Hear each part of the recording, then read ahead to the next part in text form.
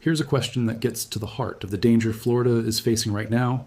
How can a thermometer read 95 degrees, but it feels like 115? That's a 20-degree gap between what the instrument says and what your body experiences. And that gap is not just a number. It's the difference between an uncomfortable day and a genuinely life-threatening one. And here's the deeper question. Why does Florida, of all places, so often produce some of the most dangerous feels-like temperatures anywhere in the country, even when its actual air temperatures aren't the highest? The answer is a specific, deadly combination that the Sunshine State is almost perfectly built to create. And understanding it is the key to understanding why this heat can kill and why forecasters treat a Florida heat index of 115 with such deadly seriousness. So today, we're going to break down the real science, why humidity is the hidden killer, why Florida specifically is a humidity machine, and why the fact that Tampa just hit 100 degrees is even more remarkable than it sounds. And I'm going to give you the real science, explained clearly and without hype, because understanding why this heat is so dangerous is exactly what helps you take it seriously and stay safe. So let me give it to you straight. But before we dive in, do me one quick favor, because it genuinely helps this channel. Drop a comment right now and tell me where you're watching from, and whether you've ever experienced that oppressive, wet Florida heat where you step outside and instantly feel like you can't breathe. It's a very particular kind of misery, and there's real science behind it. And if you love understanding the why behind the weather instead of just the headlines, hit that subscribe button. It's free. It takes 1 second, and it means you'll always get the real explanation. A thumbs up helps push this out to more people who deserve to understand it. All right, let's get into it. Let's start with the fundamental concept, the heat index that feels like temperature. The heat index is a calculation that combines the actual air temperature with the relative humidity to produce a single number representing how hot it actually feels to the human body, and more importantly, how much heat stress it puts you under. When you see that the heat index is 115, it means that the combination of the real temperature and the humidity is stressing your body as much as a dry temperature of 115 degrees would. So it's not a made-up or exaggerated number. It's a genuine measure of physiological danger. And the entire reason it can run so far above the actual air temperature comes down to one thing: humidity and what it does to your body's ability to cool itself. It's worth knowing that the heat index isn't just a rough guess. It's rooted in real physiology. Scientists developed it decades ago by modeling how the human body actually exchanges heat with its environment, accounting for factors like how efficiently a person can sweat and how readily that sweat evaporates under different humidity levels. The result is what's technically called the apparent temperature, the temperature your body effectively experiences. The standard heat index also assumes you're in the shade. Out in direct sunlight, the effective heat stress can be even higher, by as much as 15 degrees. So when you're standing in the Florida sun and the official heat index reads 115, the reality on your body could be even more punishing than that. This is why forecasters and health officials lean on the heat index rather than the raw temperature when issuing warnings, because it far better reflects the actual danger to human beings. A number on a thermometer doesn't put anyone in the hospital. The combined stress of heat and humidity on the body does, and the heat index is our best everyday tool for capturing exactly that. So let's get into that, because this is the core of the whole story. Your body is constantly producing heat, and in hot conditions, it has one primary, essential way to get rid of that heat: sweating. When sweat evaporates off your skin, that phase change, liquid water turning into vapor, carries a large amount of heat away with it, cooling you down. It's a beautifully effective natural air conditioning system.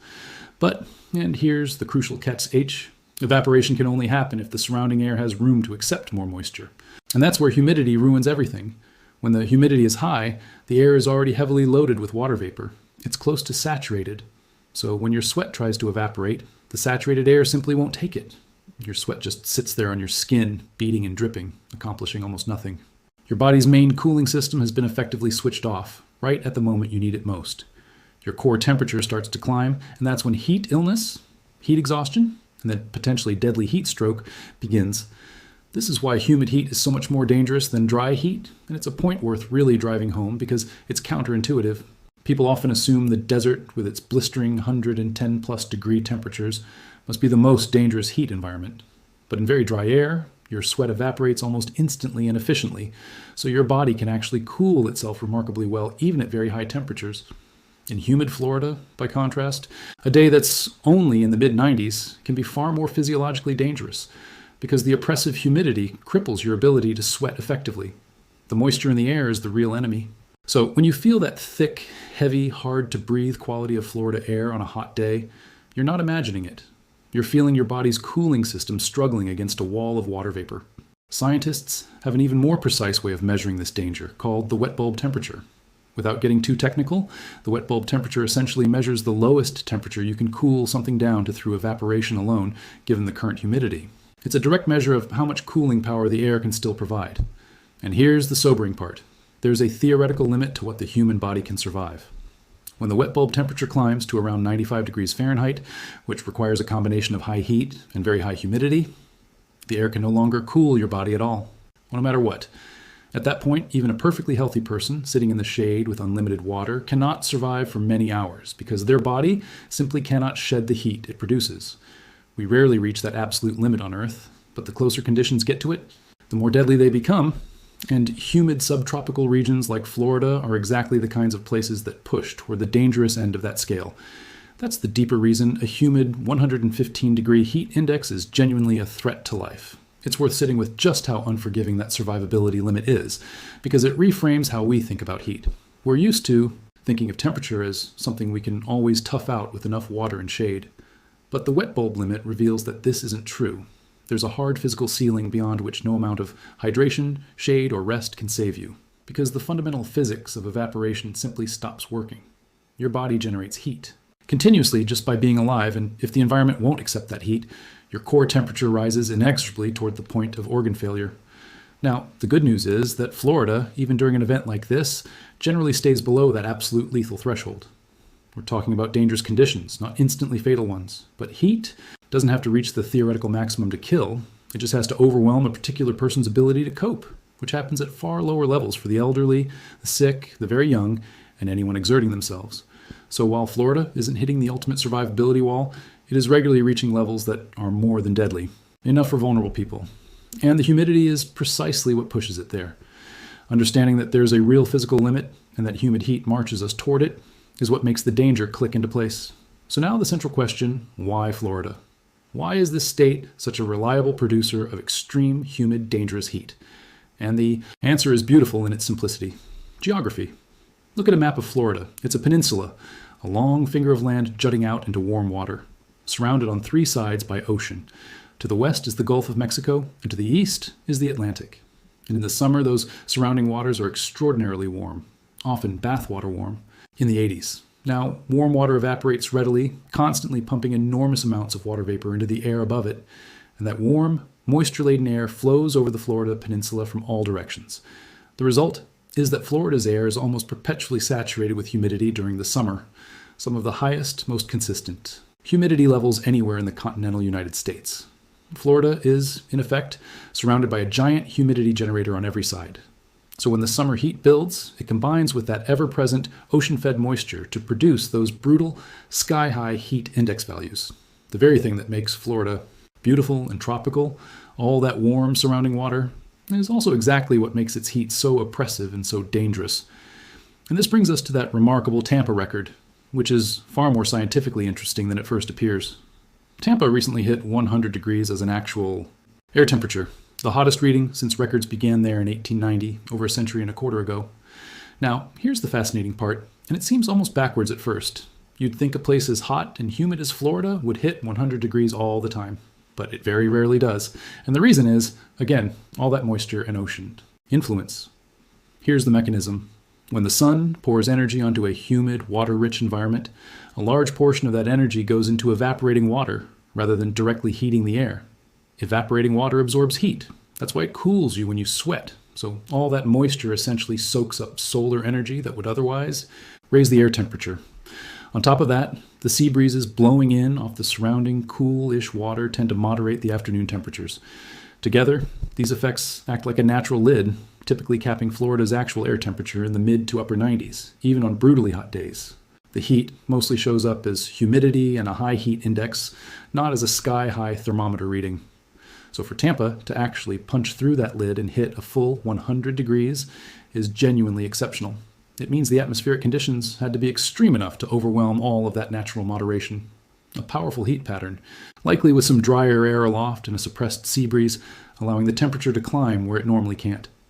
In a strange way, a 100-degree day in humid Tampa is a rarer and more remarkable event than a 110-degree day in dry Phoenix, because Phoenix's desert climate makes those high readings routine, while Florida's humid climate fights against them.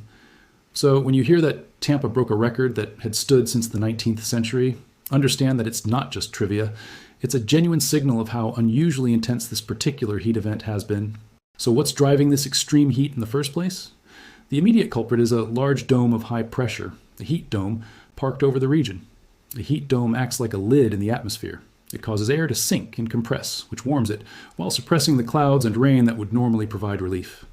Under a strong heat dome, the heat builds day after day, and in Florida's case, it does so on top of that ever-present ocean humidity, creating the dangerous combination we've been discussing.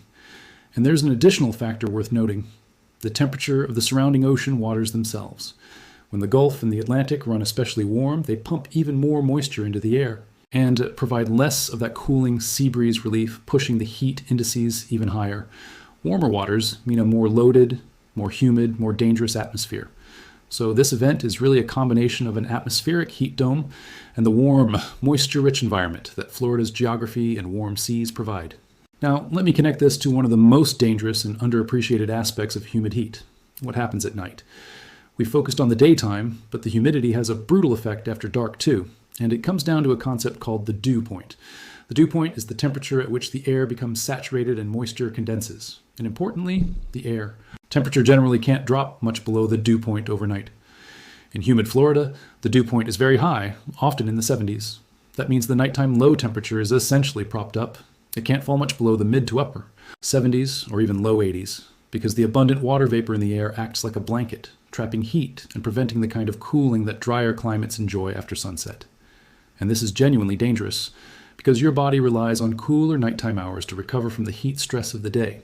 When the night stays hot and muggy, that recovery never comes, and the physiological strain accumulates day after day. Warm, humid nights are one of the biggest reasons prolonged heat waves become increasingly deadly, and they're a signature feature of Florida's climate.